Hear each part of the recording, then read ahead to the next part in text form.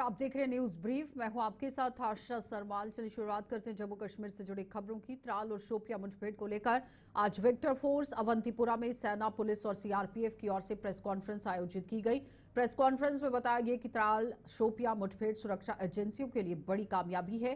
पहलगाम में हुए आतंकी हमले के बाद से ही सुरक्षा एजेंसियों द्वारा अपनाई गई रणनीति के तहत 6 आतंकवादियों को मार गिराया गया है। अधिकारियों ने यह भी बताया कि इन दोनों मुठभेड़ों में 2 आतंकी तंजीमों को बेहद नुकसान उठाना पड़ा। प्रेस कॉन्फ्रेंस में यहां विक्टर फोर्स के मेजर जनरल धनंजय जोशी, कश्मीर के आईजी विजय कुमार और सीआरपीएफ के आईजी मितेश जैन सहित अन्य अधिकारी भी मौजूद रहे।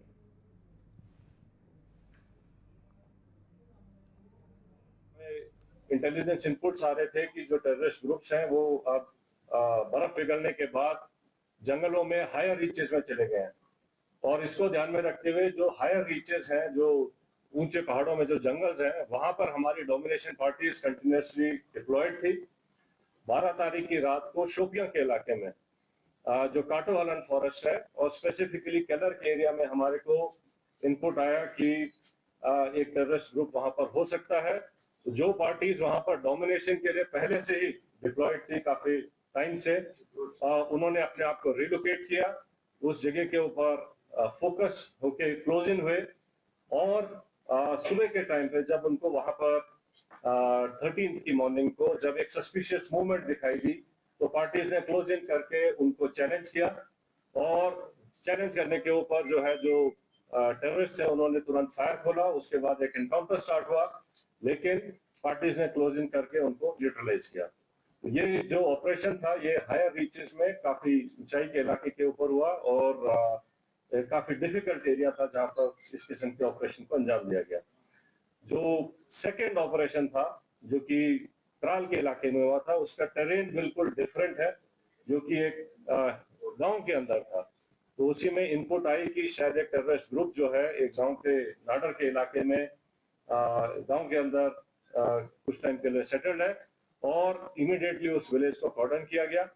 जब कॉर्डन लग रहा था तो ये टेररिस्ट जो है उन्होंने अलग अलग घर के अंदर पोजीशन ले ली और फायर करने की कोशिश की, रादर फायर किया। और उस टाइम पे हमारा चैलेंज था कि जो सिविलियंस हैं, जो इनोसेंट, जो वहां पर बच्चे, फैमिलीज, बुजुर्ग हैं, उनको वहां से निकाला जाए। तो पहले उनको सेफली उस जगह से निकाला गया, और उसके बाद सिस्टमैटिकली तरीके से सर्च करी गई एक एक घर को, और एक एक करके अलग अलग जगह के ऊपर इन 3 टेररिस्ट को न्यूट्रलाइज किया गया। तो इस तरीके से ये दोनों जो ऑपरेशंस थे ये डिफरेंट काइंड ऑफ टेरेन में हुए हैं। एक जंगलों में और ऊंची जगहों पर हुआ है, दूसरा जो है वैली फ्लोर के अंदर और गांव के अंदर हुआ है।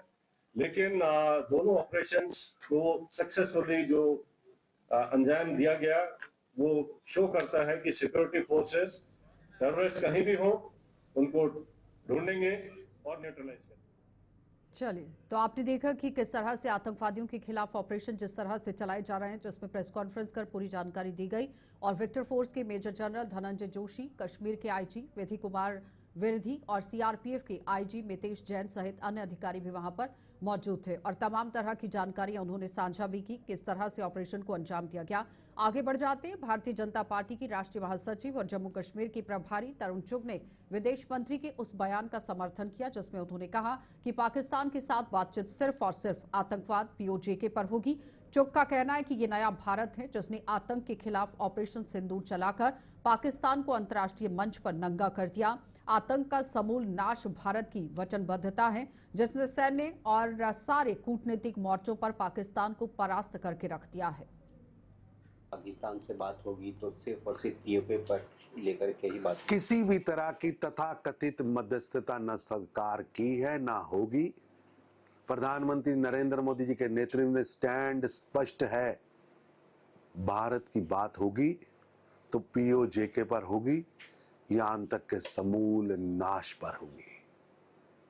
ये नया भारत है जिसने आतंक के खिलाफ ऑपरेशन सिंदूर चलाकर पाकिस्तान को अंतर्राष्ट्रीय मंचों पर नंगा किया है,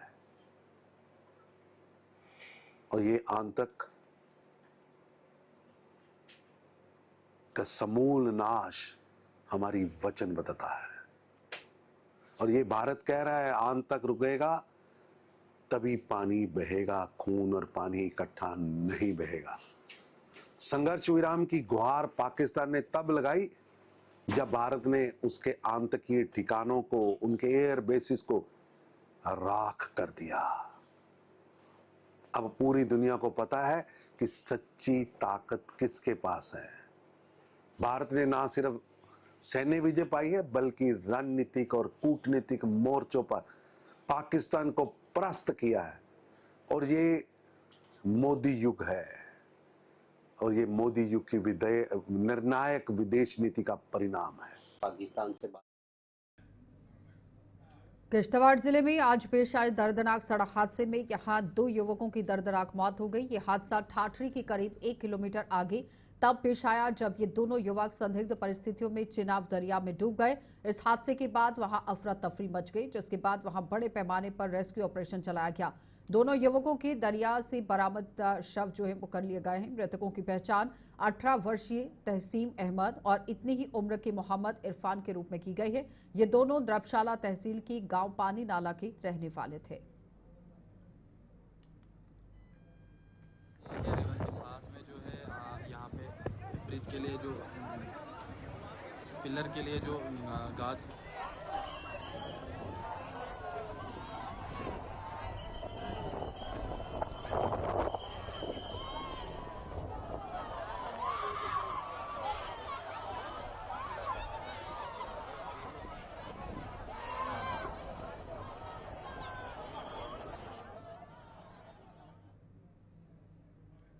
पुंछ जिले के ही कलावन मेंढर इलाके में आज पेश आए सड़क हादसे में एक व्यक्ति की मौत हो गई। यह हादसा तब पेश आया जब कलावन के ही अंदर एक टाटा मोबाइल चालक द्वारा नियंत्रण खो देने से गहरी खाई में लुढ़क गई।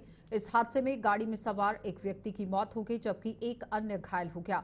मृतक की पहचान मोहम्मद यासिर खान पुत्र मुंशी खान निवासी पठानतिर के रूप में हुई है और घायल की पहचान शाह मीर हुसैन पुत्र आसिफ हुसैन शाह के रूप में की गई। घायल को इलाज के लिए मेंढर के उप जिला अस्पताल में भर्ती कराया गया।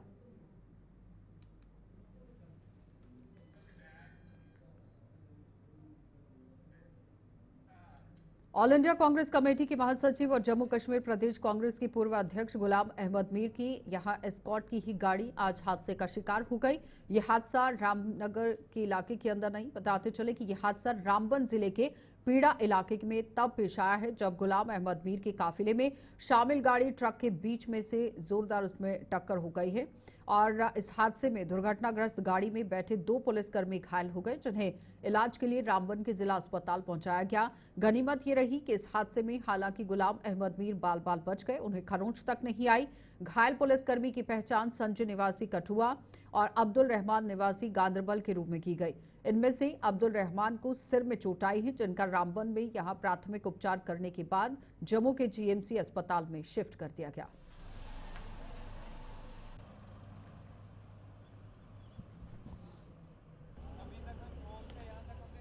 हमारे पास कोई 9:30 बजे के आसपास 2 पेशेंट आए, स्कूटी पर्सन थे। ये आरटीए के केस थे। एक मिस्टर संजय है, कठुआ के रहने वाले हैं, और एक अब्दुल रहमान है, ये गांदरबल के रहने वाले हैं। तो इनका ट्रीटमेंट चल रहा है। एक तो फ्रैक्चर रिस्ट था उनका और मैंडिबल फ्रैक्चर बोन था।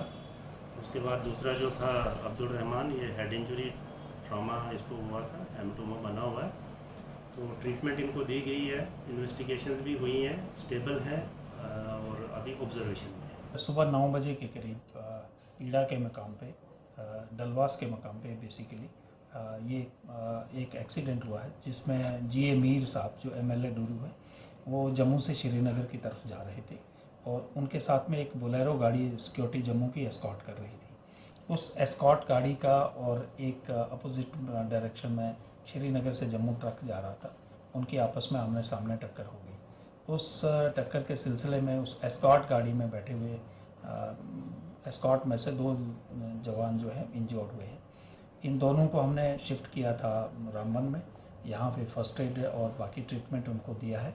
कंडीशन वैसे तो स्टेबल है, लेकिन उनमें से एक जवान को हेड इंजरी थी, इसलिए उनको हमने शिफ्ट किया है जम्मू फॉर एडवांस ट्रीटमेंट। इस सिलसिले में कानूनी कार्रवाई की गई है, एफआईआर रजिस्टर हुई है और बाकी लीगल एक्शन उसमें इनिशिएट हो गया। पाकिस्तान को चारों खाने चित करने में जहां हमारे देश के सशस्त्र बल कोई कसर नहीं छोड़ रही, वहीं भविष्य की कुछ संभावनाओं के मद्देनजर आपातकालीन हालात में पूर्व सैनिकों की मदद लेने के लिए भी सरकार ने मुहिम छेड़ दी है। इसी कड़ी में राजौरी में आज एसडीआरएफ ने एक शिविर लगाकर पूर्व सैनिकों को ऐसे हालात में आम लोगों की कीमती जानों को बचाने के तौर तरीके बताए। पूर्व सैनिकों को बताया गया कि अगर भविष्य में पाकिस्तान फिर से अपनी औकात पर उतर आए और रिहायशी इलाकों को निशाना बनाता है तो आम लोगों को सुरक्षित जगहों पर पहुंचाने और दिल के मरीजों को प्राथमिक उपचार देने के लिए कौन कौन से कदम उठाए जाने चाहिए।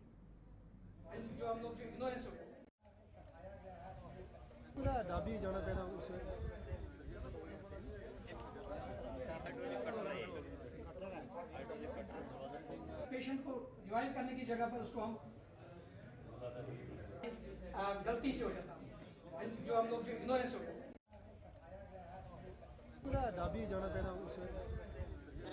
हिंद पाक में बढ़ती कशीदगी और कशीदगी के बाद शेलिंग का सिलसिला और शेलिंग के बाद लोगों की जानें कहीं गई और कई इलाके इसमें बुरी तरह मुतासर हुए। मगर आज राजौरी के अंदर जिला सैनिक वेलफेयर बोर्ड के अंदर साबका फौजियों को तरबियत दी गई है कि अगर इस तरह का डिजास्टर या कोई और मुश्किलें लोगों को आती हैं उनकी खिदमत किस तरह की जाए। एसडीआरएफ की तरफ से ट्रेनिंग भी आज आपको दी गई है।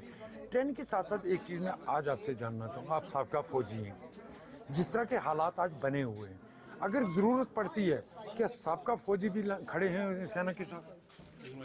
मैं ये कहता हूँ कि देश के अंदर कैसी भी स्थिति हो, हाड़ हो, बाढ़ हो या किसी भी देश का हमारी सीमा के ऊपर हमें एक्स हाउसमैनों को जाने की ज़रूरत पड़े तो हम खुशी से जाएंगे और सबसे आगे जाएंगे। हम लोग तो ऑलरेडी ट्रेनिंग शुदा लोग हैं और जो अभी हमारे सेना के अंदर जवान सर्विस कर रहे हैं, इन सर्विस हैं, वो भी ताकि हमें देखकर उनका भी हौसला बढ़े और वो भी आगे बढ़े। इंशाअल्लाह हम देश के अंदर कोई भी किसी भी किस्म के हालात हों उससे निपटने के लिए तैयार हैं और एक्स हाउसमैन ऑलरेडी ट्रेनिंग शुदा लोग हैं। आज जो ट्रेनिंग दी है इसके हवाले से किस तरह की ट्रेनिंग थी आपकी? आज की जो ये ट्रेनिंग थी एसडीआरएफ के साथ मिलके हमारी ट्रेनिंग थी कि अगर कहीं पाकिस्तान के गोलाबारी से या किसी और वजह से जो लोग हमारे जख्मी हो जाते हैं या कोई किसी को हार्ट की परेशानी हो जाती है, उनको रिवाइज कैसे किया जाता है या उनको फर्स्ट एड कैसे दिया जाता है, आज वो हमारी ट्रेनिंग थी।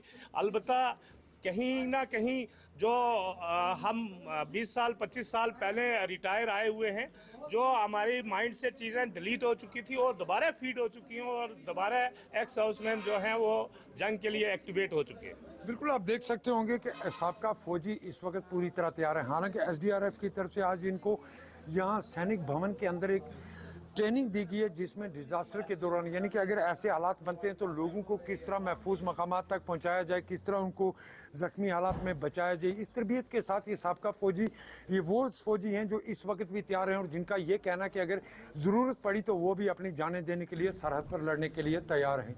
राहुल सुदन के साथ जमशेद मलिक, गुलिस्तान न्यूज़, राजौरी। थाना मंडी में भी आज सिविल डिफेंस ने एक शिविर लगाकर म्युनिसिपल कमेटी के कर्मचारियों के अलावा आम लोगों को ट्रेनिंग दी। इस शिविर का आयोजन सिविल डिफेंस की डीएसपी जाबिल लोन की देखरेख में किया गया था, जिसमें लोगों को बताया गया कि आपात हालात में वो किस तरह से लोगों की जिंदगियां बचाने में अहम भूमिका निभा सकते हैं।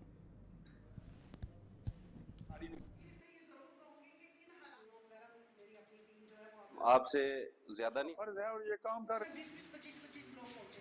मैंने कहा थाना मंडी वालों ने ये नहीं देखा कि हमारे तो हमने क्या करना, जोर से कॉलर वो नहीं होती ये वाली टेमस को अलर्ट कर देना है। जैसे सर ने बताया इमरजेंसी मेडिकल सर्विस को, जैसे गांव में जैसे किसी को बोला यार गाड़ी,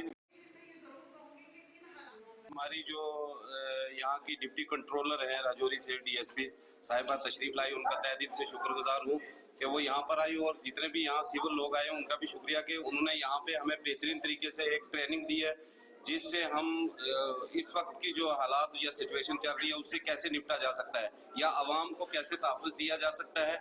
डीसी साहब राजौरी उनकी स्पेशल इंस्ट्रक्शन है कि हमें इन हालात में राजौरी डिस्ट्रिक्ट के हर गांव, हर कस्बा, हर वार्ड में जाके पहुंचना है, लोगों को अवेयरनेस देनी है कि जो हालात आज हमारे इस जंगी हालात जो बने हैं इनमें कैसे अपना बचाव किया जा सकता है, अपनी हिफाजत कैसे की जा सकती है, अपने बाकी साथियों की, घर वालों की कैसे हम हिफाजत करेंगे और इन हालात से कैसे हम बाहर निकलेंगे। तो उनके लिए हमने हर जगह जाके ये ट्रेनिंग जो है इन लोगों को हम दे रहे हैं।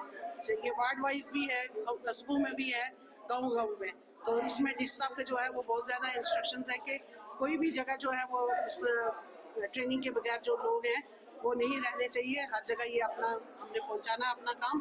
तो उसके लिए आज हम थाना मंडी में आए थे। यहाँ हमारे बशीर शाह साहब जो है ये हमारे डिविजनल वार्डन हैं सिविल डिफेंस के, हमारे वकार साहब हैं ये भी हमारे वार्डन हैं सिविल डिफेंस के। तो इन्होंने यहाँ पे ये प्रोग्राम रखा था। इन्होंने कहा कि हमारे लोगों को जो है यहाँ पे वो थोड़ी ट्रेनिंग दी जाए। हमारे लड़के जो है ट्रेंड वो आए इंस्ट्रक्टर्स, उन्होंने इन सबको ये ट्रेनिंग।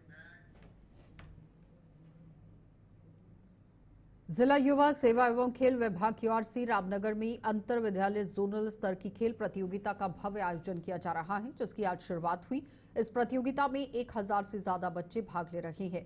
इस आयोजन का उद्देश्य विद्यार्थियों को खेलों के प्रति प्रोत्साहित करना, उनके उज्जवल भविष्य की नींव रखना। ये पहल जिला युवा सेवा और खेल विभाग की ओर से छात्रों के संपूर्ण विकास की दिशा में एक महत्वपूर्ण कदम है।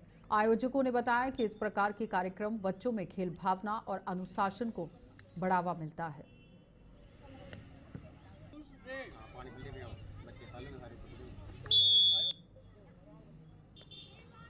बैठ जाओ, इसके बाद मैच है आपका। शाबाश, चला जा शाबाश, बहुत बढ़िया, बहुत बढ़िया। आए वापस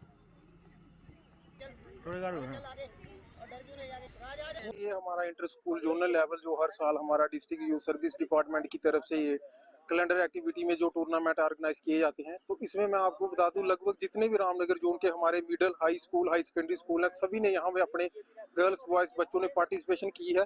कम से कम अभी तक जो हमारा शेड्यूल यहाँ टूर्नामेंट का चल रहा है तो 1000 से ज्यादा यहाँ बच्चे हमारे अभी तक पार्टिसिपेशन कर चुके हैं। तो इसके साथ मैं आपको बता दूं कि ये अभी हमारे 3 इवेंट और बाकी हैं। जैसे एथलेटिक है हमारी अंडर 17 बॉयज गर्ल्स की और अंडर 14 के एथलेटिक मीट वो भी अभी बाकी है। तो उसके साथ हमारे लेदर बॉल के क्रिकेट के जो ट्रायल है वो भी अभी बाकी है। तो मैं आपको कहूंगा कि लगभग हमारा यहाँ पे कम से कम कोई 1300-1400 बच्चा यहाँ हमारा पूरा टोटल खेल जाएगा। और इसके साथ ये टूर्नामेंट हर साल यहाँ हमारे टूर्नामेंट होते हैं और यहाँ से जो हमारे बच्चे अच्छे खेलते हैं हम उनको आगे उधमपुर भेजते हैं और उधमपुर से अगर उनकी सिलेक्शन होती है तो वो इंटर डिस्ट्रिक्ट के लिए जाते हैं, स्टेट के लिए जाते हैं।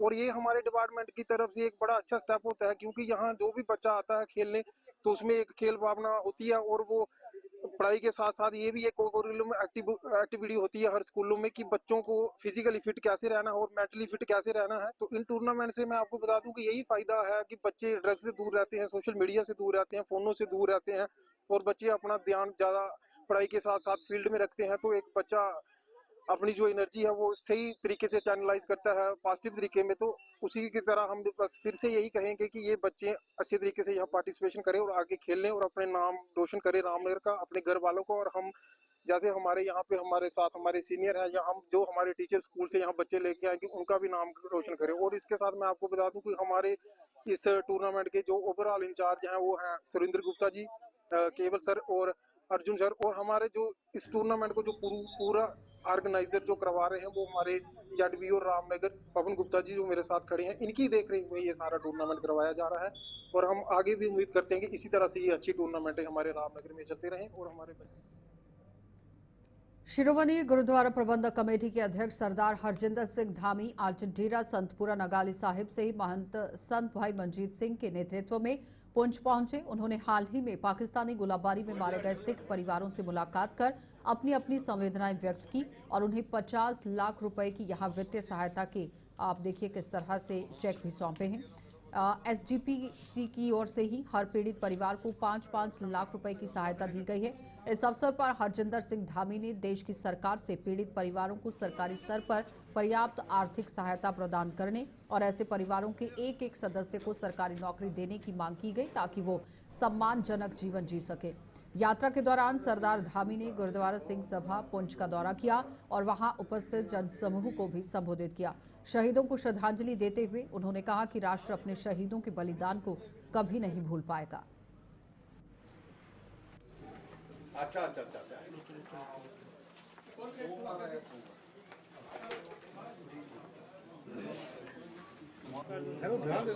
डिस्कशन हुई है सारा किया गया उन्होंने मीटिंग भी ਲਈ ਸੀ ਜਨਾਬ ਇਹ ਡੇਰੇ ਦੀ ਸਾਡੀ ਬਿਲਕੁਲ ਡੇਰੇ ਦੇ ਬਣ ਕੇ ਇਹਨਾਂ ਨੇ ਸਿੱਖ ਬਣਾਇਆ ਸੀ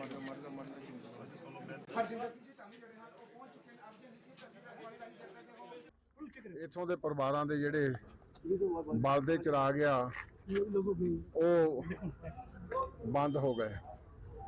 ਸੋ ਮੈਂ ਤਾਂ ਅੱਜ ਸ਼੍ਰੋਮਣੀ ਗੁਰਦੁਆਰਾ ਪ੍ਰਬੰਧਕ ਕਮੇਟੀ ਵੱਲੋਂ ਪਰਿਵਾਰਾਂ ਨਾਲ ਦੁੱਖ ਸਾਂਝਾ ਕਰਨ ਆਇਆ ਤੇ ਕਿਉਂਕਿ ਕੁਝ ਪਰਿਵਾਰਾਂ ਦੀ ਭਾਈ ਰਣਜੀਤ ਸਿੰਘ ਦੇ ਪਰਿਵਾਰ ਨੂੰ ਮਿਲ ਕੇ ਆਏ ਆ। ਉਹਨਾਂ ਦੇ ਪਿਤਾ ਜੀ ਭਾਈ ਜੋਗਾ ਸਿੰਘ ਜੀ ਉਹ ਵੀ ਬਿਮਾਰ ਆ, ਉਹਨਾਂ ਦੇ ਭਾਈ ਰਣਜੀਤ ਸਿੰਘ ਦੀ ਮਾਤਾ ਜੀ ਵੀ ਬਿਮਾਰ ਆ ਤੇ ਉਹਨਾਂ ਦੀ ਕੁਝ ਮਾਲੀ ਸਹਾਇਤਾ ਸ਼੍ਰੋਮਣੀ ਗੁਰਦੁਆਰਾ ਪ੍ਰਬੰਧਕ ਕਮੇਟੀ ਵੱਲੋਂ ਐਗਜ਼ੈਕਟਿਵ ਦੇ ਜੋ ਫੈਸਲਾ ਹੋਇਆ ਸੀ ਉਹ ਉਹਨਾਂ ਨੂੰ ਦੇ ਕੇ ਆਏ ਆ। ਗੁਰੂ ਚਰਨਾਂ 'ਚ ਅਰਦਾਸ ਵੀ ਕਰਦੇ ਆ ਕਿ ਸਤਿਗੁਰੂ ਜੀ ਇਹੋ ਜਿਹਾ ਸਮਾਂ ਕਿਸੇ ਤਰ੍ਹਾਂ ਲਿਆਈ, ਕਿਉਂਕਿ ਜਿਹੜੇ ਘਰੋਂ ਬੰਦਾ ਨਿਕਲਦਾ ਤੇ ਮਾਂ ਪਿਓ ਆਪਣੇ ਬੱਚਿਆਂ ਦੀ ਤੰਦਰੁਸਤੀ ਮੰਗਦੇ ਵੀ ਮੁੜ ਕੇ ਵਾਪਸ ਆਊਗਾ, ਪਰ ਉਹ ਉਸ ਲੜਾਈ ਦਾ ਹਿੱਸਾ ਬਣ ਕੇ ਮੈਂ ਸਮਝਦਾ ਕਿ ਉਹਨੇ ਸ਼ਹੀਦ ਹੋ ਗਏ, ਚੜ੍ਹਾਈ ਕਰ ਗਏ। ਸੋ ਗੁਰੂ ਸਾਹਿਬ ਦੇ ਚਰਨਾਂ 'ਚ ਅਰਦਾਸ ਹੀ ਕਰਦੇ ਆ ਰਲ ਕੇ ਸਾਰੀ ਸੰਗਤ। ਤੇ ਮੈਂ ਧੰਨਵਾਦ ਕਰਦਾ ਇੱਥੋਂ ਦੀ ਸਾਰੀ ਜਿੰਨੇ ਵੀ ਸਿੱਖ ਲੀਡਰਸ਼ਿਪ ਤੇ ਜਿੰਨਾ ਵੀ ਸਿੱਖ ਭਾਈਚਾਰਾ ਕਿ ਦੁੱਖ ਦੇ ਵਿੱਚ ਸਿਆਣੇ ਕਹਿੰਦੇ ਮੰਡੀਏ ਤਾਂ ਘਟਦਾ ਤੇ ਗੁਰੂ ਸਾਹਿਬ ਦੇ ਚਰਨਾਂ 'ਚ ਅਰਦਾਸ ਕੀਤੀ ਆ ਤੇ ਪਰਿਵਾਰ ਨਾਲ ਦੁੱਖ ਦਾ ਯਾਰ ਵੀ ਕਰਦੇ। ਮਹੰਤ ਮਨਜੀਤ ਸਿੰਘ ਜੀ ਜਿਹੜੇ ਹਮੇਸ਼ਾ ਇੱਥੇ ਤਤਪਰ ਰਹਿੰਦੇ ਆ ਉਹ ਵੀ ਚੇਚੇ ਤੋਂ ਚਰਨ ਸਿੰਘ ਤੇ ਇੱਥੋਂ ਦੇ ਸਾਰੇ ਪ੍ਰਧਾਨ ਕਮੇਟੀਆਂ ਸੰਦੇ ਉਹ ਵੀ ਸਾਰੇ ਪਹੁੰਚੇ ਆ ਕਿਉਂਕਿ ਦੁੱਖ ਦਾ ਸਮਾਂ ਆ। ਨਹੀਂ ਤਾਂ ਬੋਲਿਆ ਬਹੁਤ ਕੁਝ ਜਾ ਸਕਦਾ ਪਰ ਹੁਣ ਬੋਲਣ ਦਾ ਸਮਾਂ ਨਹੀਂ, ਕੇਵਲ ਤਾਂ ਕੇਵਲ ਦੁੱਖੇ ਪ੍ਰਗਟ तो भारत द्वारा पाकिस्तान को चारों खाने चित कर उसे घुटनों के बल लाकर खड़ा करने के लिए देश भर में जश्न का माहौल देखा जा रहा है। भारतीय जनता पार्टी ऑपरेशन सिंदूर के तहत भारत द्वारा अब तक पाकिस्तान को सिखाए गए सबक की जानकारी लोगों को तिरंगा यात्राओं के माध्यम से दे रही है। इसी कड़ी में भाजपा ने यहाँ उधमपुर में भी आज तिरंगा यात्रा निकाली और ऑपरेशन सिंदूर को सफलतापूर्वक अंजाम देने के लिए प्रधानमंत्री नरेंद्र मोदी और सशस्त्र बलों को भी सलाम किया। तिरंगा यात्रा का आयोजन विधायक विक्रम रंधावा की अध्यक्षता में किया गया था, जिसमें पार्टी के कई अन्य वरिष्ठ नेताओं और कार्यकर्ताओं के साथ साथ आम लोगों ने भी भाग लिया।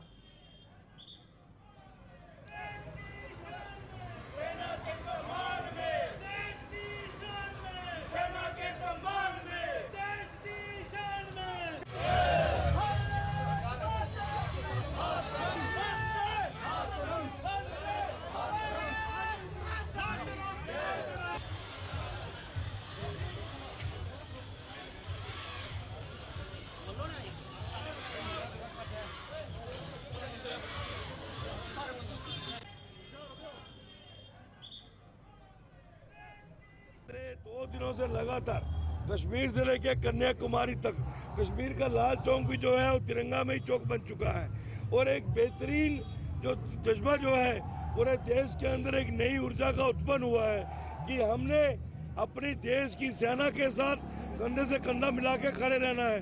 देश की सरकार का उत्साह बढ़ाना है कि इस देश की सरकार ने नरेंद्र मोदी जी के नेतृत्व में भारतीय फौजियों ने भारतीय सेना ने पाकिस्तान को 4 दिनों के अंदर घुटनों पे लाया है और उसको हाशिए पे लाया है, उसको उसकी औकात दिखाई है। किसी तरीके की गिद्दड़ बगी से भारतीय सेना भारतीय सरकार डरने वाली नहीं है और ये संकेत है आज भारतीय हर नागरिक सड़कों पे उतर रहा है, अपने घरों पे तिरंगा लगा रहा है। इस तिरंगे की आन बान और शान को हमने बरकरार रखना है। जिस तरीके से हमारे फौजियों ने पाकिस्तान को पाकिस्तान में घुस के मारा है, देश के अंदर भी जम्मू कश्मीर में भी कोई पाकिस्तान का समर्थक अभी भी अगर कोई सोच पालता हो उसको भी उसकी औकात जो है ऐसे ही दिखाने की जरूरत। इस तरह से हमारी सेनाओं ने बॉर्डर पे पराक्रम दिखाया है। हमारे आतंकवाद को जो स्पॉन्सर किया हुआ पाकिस्तान ने, उनके द्वारा प्रायोजित ये आतंकवाद के खिलाफ जो कार्रवाई की है, पाकिस्तान को मुंह तोड़ सबक सिखाया है, उसके लिए पूरा देश कृतज्ञ है, अपने सिपाहियों को कृतज्ञ है। उसी के लिए आज पूरा उधमपुर से आपने देखा है जिस तरह से जन सैलाब उमड़ा है। ये तिरंगा रैली हम निकालने जा रहे हैं और लोगों में उत्साह है, अपने देश के सैनिकों के प्रति कृतज्ञता है, अपने प्रधानमंत्री के प्रति कृतज्ञता है और हम वो कृतज्ञता का भाव दिखाने के लिए आज ये रैली में शामिल हो रहे हैं। और आने वाले समय में भी अगर दुश्मन कोई दुस्साहस करता है तो उसको मुंह तोड़ जवाब देने के लिए हमारी सेना भी खड़ी है और उसके साथ हमारा हर एक जन जो आम आदमी है उनके साथ खड़ा रहेगा और पूरा मुकाबला करेगा, इतना मैं विश्वास दिलाता हूँ। न्यूज ब्रीफ में इतना ही। तेजो दुनिया की खबरों के लिए आप बने रहिए हमारे साथ।